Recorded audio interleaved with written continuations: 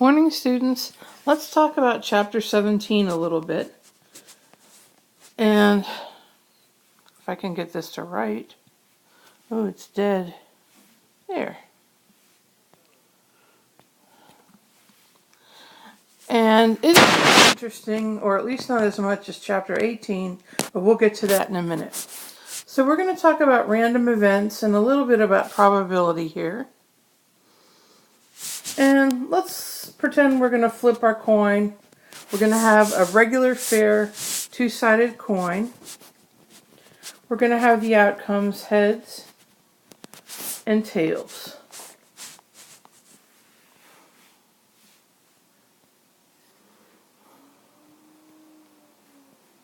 Okay? And for the moment, we're going to assume that this is fair and unbiased and unweighted and all that good stuff. So I'm going to throw my coin 3 times. Heads, heads, heads. And then I'm going to throw it 3 more times, and I get heads, tails, tails. And you're probably thinking to yourself, wow, the heads, heads, heads probably is less probable than the heads, tail, tail. Not true, actually. The reason being, and this is very interesting, each of these has the probability of 1/2 of occurring. 1/2, 1/2, 1/2. Excuse me. Which equals 1/8. Similarly, 1/2, 1/2, 1/2, also 1/8. So the probability of occurrence for each one of those is identical. Okay, let's look at a new slide.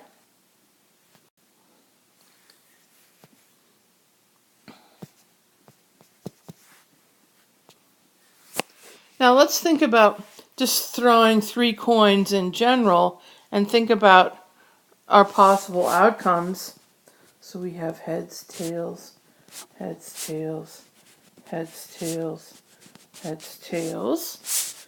And then we have heads, heads, tails, tails, heads, heads, tails, tails. And then we have heads, heads, heads, heads, tails, tails, tails, tails. Okay? So we have 8 possible outcomes.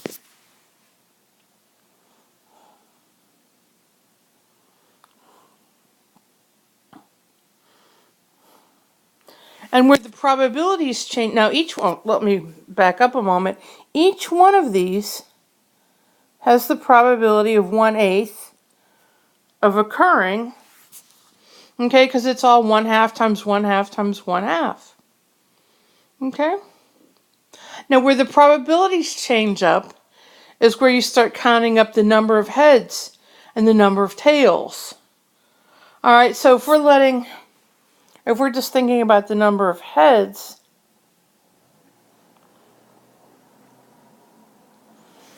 alright, so I'm going to say, well, let's look at the ones that have at least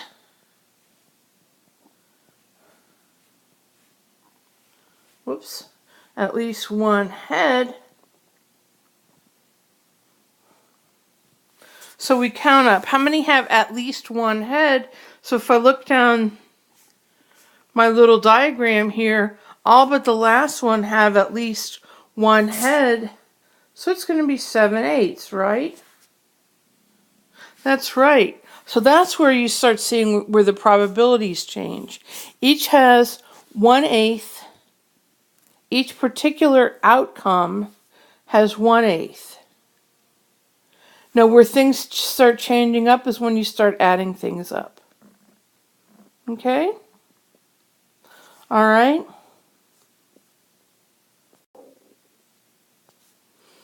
Now, are things random? And there's all kind of, that's a big philosophic thing. To a certain extent, yes. I believe that. Sorry about the bad voice, still having a little bronchitis issues. Yeah, I think so.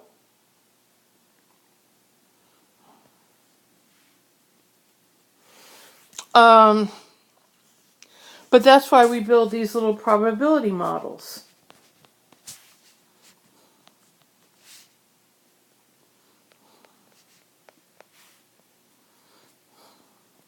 Which we'll get into in the next chapter. Okay? There's also something called personal or subjective probability.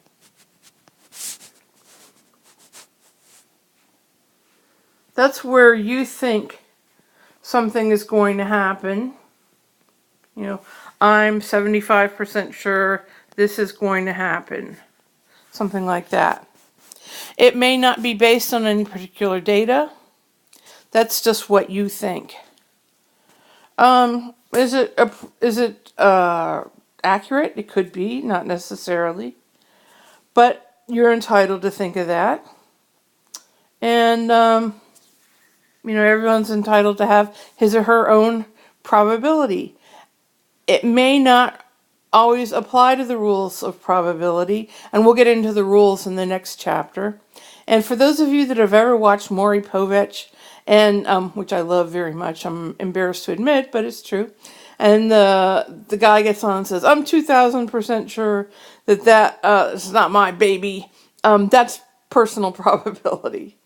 Okay, good. All right, and I'll give you some problems to do in a little bit.